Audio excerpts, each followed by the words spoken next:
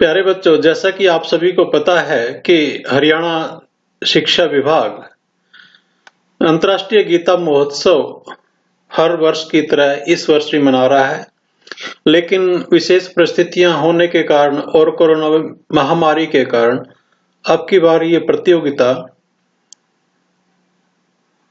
Online माध्यम से मनाई जाएगी और इसका आयोजन किया जाएगा। इसका आयोजन जो अंतर्राष्ट्रीय गीता महोत्सव 2020 का आयोजन 17 दिसंबर 2020 से 25 दिसंबर 2020 के मध्य में किया जाना सुनिश्चित किया गया है और ये एसओपी जो कोविड-19 की एसओपी है उसके अंतर्गत ये ऑनलाइन प्रतियोगिताएं विद्यालय स्तर पर करवाई जाएंगी। इसमें एक विशेष जो बात है वो अब की बार ये है कि एक रिकॉर्ड बनने जा रहा है वर्ल्ड लेवल का, जिसमें 55,000 जो स्कूली छात्र हैं वो गीता के 18 श्लोकों का उच्चारण करेंगे सामूहिक रूप से। और लेकिन ये भी सभी अपने घरों से और विद्यालयों से ही करेंगे, जिसमें हर जिले से 50 विद्यालय चुने जाएंगे और ये इस प्रकार का एक कार्यक्रम है जो 25 दिसंबर 2020 को दोपहर को 12 बजे किया जाएगा। तो इसमें विभिन्न प्रकार की जो प्रतियोगिताएं का आयोजन आप हर वर्ष की भांति इस बार भी किया जाएगा, जिसमें निबंध लेखन, गीता के श्लोक उच्चारण का कंपटीशन है, भाषण है, संवाद है और पेंटिंग है। तो इस प्रकार की ये 5 प्रतियोगिताएं होंगी। तो इसमें सबसे पहले जिला स्तर पर ही प्रतियोगिताएं करवाई जाएंगी जो कि 11 दिसंबर से 19 दिसंबर तक रहेंगी। उसके बाद राज्य स्तर पर 20 दिसंबर और 21 दिसंबर को होगी और उसके बाद राज्य स्तर पर इन प्रविष्टियों का जो मूल्यांकन है वो 22 और 23 दिसंबर को किया जाएगा। क्योंकि जो निबंध लेखन है और पेंटिंग प्रतियोगिता है, इसमें विद्यालय में से जो प्रथम स्थान प्राप्त करेगा उसकी पेंटिंग को और उसके निबंध को पीडीएफ कॉपी में स्कैन करके खंड स्तर पर भेजा जाएगा और खंड स्तर पर जो भी प्रथम स्थान प्राप्त करेगा उसको जिला स्तर पर भेजा जाएगा। इसमें जो कि बाकी जो भाषण प्रतियोगिता है, संवाद प्रतियोगिताएं हैं, श्लोक उच्चारण है, उनकी जो वो भी ऑनलाइन माध्यम से ही व्हाट्सएप ग्रुप बनाकर और विद्यालय स्तर पर, खंड स्तर पर, जिला स्तर पर ये सारी चीजें भेजी जाएंगी। तो इसमें सबसे पहले पुरस्कार और जो सम्मान दिए जाएंगे उनकी राशि का ब्यौरा इस प्रकार से है कि जिला स्तर पर जो भी किसी प्रकार की प्रतियोगिता में प्रथम स्थान प्राप्त करने वाले विद्यार्थी को 2100 रुपए, द्वितीय स्थान को 1500 रुपए, तृतीय स्थान को 1000 रुपए और जो सांत्वना पुरस्कार यानी हर श्रेणी के अंदर यानी निबंध के अंदर भी 3 पुरस्कार और भी दिए जाएंगे।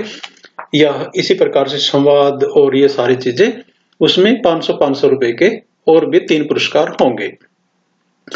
जो बच्चे जिला स्तर से फिर राज्य स्तर में जाएंगे और वो पुरस्कार जीतेंगे तो प्रथम पुरस्कार वाले को बच्चे को 5100 रुपए, द्वितीय पुरस्कार को जो द्वितीय स्थान पर रहेगा 3100 रुपए और तृतीय पुरस्कार 2100 रुपए का है और इस प्रकार से सांत्वना पुरस्कार 3 दिए जाएंगे जो कि 1000 रुपए के होंगे।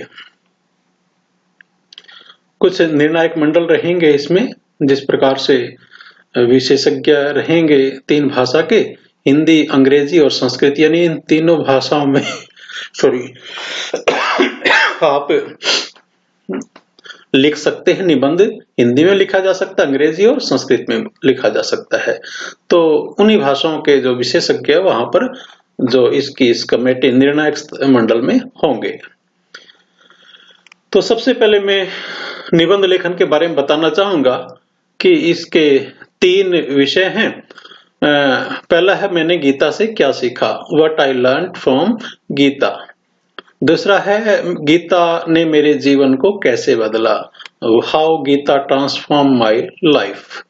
और तीसरा है कि महामारी के काल में गीता और जीवन, यानी इम्पोर्टेंस ऑफ गीता इन कोविड-19, यानी जब महामारी फैल रही थी तो गीता का मैंने कैसे सहारा लिया उसी, यानी उसने जीवन में मेरे क्या प्रभाव डाला।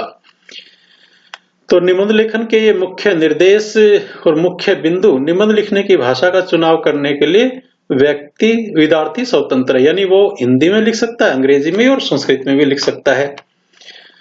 तो इसमें भी जो पुरस्कार दिए जाएंगे, तीनों भाषाओं से प्राप्त प्रविष्टियों को सम्मिलित करके प्रथम और द्वितीय और तृतीय के लिए निकाला जाएगा। यानी लैंग्वेज वाइज भाषा के अनुसार प्रथम द्वितीय तृतीय नहीं होगा, बल्कि हिंदी, अंग्रेजी और संस्कृत में से किसी एक में से जो प्रथम, द्वितीय और तृतीय छांटा जाएगा। इसकी जो शब्द सीमा है 500 से 1000 शब्द के बीच में है और निश्चित समय सीमा का भी इसमें पालन करना होगा। लिखाई इसमें सुंदर और स्पष्ट होनी चाहिए और इसके अलावा विद्यार्थी अपनी समझ निबंध में लिख सकता है, दृष्टिकोण लिख सकता है, शिक्षाओं और सूचनाओं का समावेश अपने निबंध में कर सकता है और ये A4 साइज का प्रयोग इसमें करना है। निबंध कंप्यूटराइज नहीं होना चाहिए, वो हस्तलिखित होना चाहिए। नेक्स्ट है श्लोकोच्चारण प्रतियोगिता। इस गीता के श्लोकों को विद्यार्थियों के माध्यम से आम जनमानस तक पहुंचाने के लिए इस प्रतियोगिता का आयोजन किया जा रहा है और इसमें जो मूल्यांकन के मापदंड हैं वो इस प्रकार से कि जो प्रतिभागी है उसका प्रस्तुतिकरण जो है रुचिकर होना चाहिए, सौम्य होना चाहिए और गरिमापूर्ण होना चाहिए। उसकी आवाज जो कर्णप्रिय है होनी चाहिए और उच्चारण स्पष्ट होना चाहिए। इसके अलावा सत्यता और नाट्य रूपांतरण होना चाहिए, उसके अंदर मौलिकता होनी चाहिए और श्लोकों का चयन, यानी उसने कौन से भाग गीता के कौन से अध्याय से लिया है और उस श्लोक का अर्थ क्या है, ये सब बातें उसको पता होनी चाहिए। इसमें जो खंड स्तर पर विद्यालयों के, महाविद्यालयों के अध्यापक प्रशिक्षण केंद्र यानी डाइट के अलावा हरियाणा साहित्य अकादमी और हरियाणा संस्कृत अकादमी से संपर्क करके वहां के सदस्यों को भी इसमें जो निर्णायक मंडल में लिया जा सकता है। इसमें समय सीमा जो है 5 से 7 मिनट के बीच में होगी। इसी प्रकार भाषण प्रतियोगिता है, उसमें भी विषय जो है वो गीता पर आधारित होना चाहिए और समय सीमा भी 5 से 7 मिनट होनी चाहिए। भाषण कंठस्थ होना चाहिए और लिखे हुए भाषण को नहीं पढ़ना है, यानी वो भाषण आपने बिना देखे बिना पढ़े आपने बोलना है, वो आपको याद होना चाहिए। इसके साथ साथ उसमें उत्साहवर्धन होना चाहिए, ओज, तेज और गीता के प्रति आदर और अन्य बातों का विशेष ध्यान इसमें रखना है। भाषण में आपकी भाषा, संवाद, भाव, भंगिमा और आवाज का जो उतार चढ़ाव है और श्रोताओं को आपने कितना बांध कर रखा, कितना उसका जुड़ाव रहा, उसका भी ध्यान रखा जाएगा और उसका मूल्यांकन किया जाएगा। इसके अलावा संवाद प्रतियोगिता, गीता के उपदेश के दौरान भगवान श्री कृष्ण और अर्जुन के मध्य तथा संजय और धृतराष्ट्र के मध्य जो संवाद हुए थे उनकी प्रतियोगिता में इसका हिस्सा रहेगी। संवाद प्रतियोगिता के माध्यम से गीता के उपदेशों को गीता के श्लोकों के माध्यम से विद्यार्थियों द्वारा प्रस्तुत किया जाएगा। इस प्रतियोगिता में श्री कृष्ण और अर्जुन, धृतराष्ट्र, संजय संवाद को प्रस्तुत किया जाएगा। उनकी वेशभूषा भी वातावरण के निर्माण में सहायक होगी, तो इसलिए वेशभूषा के उस अनुसार होनी चाहिए। प्रत्येक प्रस्तुति की समय सीमा इसमें 5 मिनट रहेंगी और प्रस्तुति में 2 से अधिक प्रतिभागी नहीं होंगे और प्रस्तुति के दौरान कलाकारों की जो संवाद प्रस्तुति है, भाव, भंगिमा और आवाज का जो उतार चढ़ाव, श्रोताओं के साथ जो जुड़ाव है उसका भी ध्यान रखा जाएगा।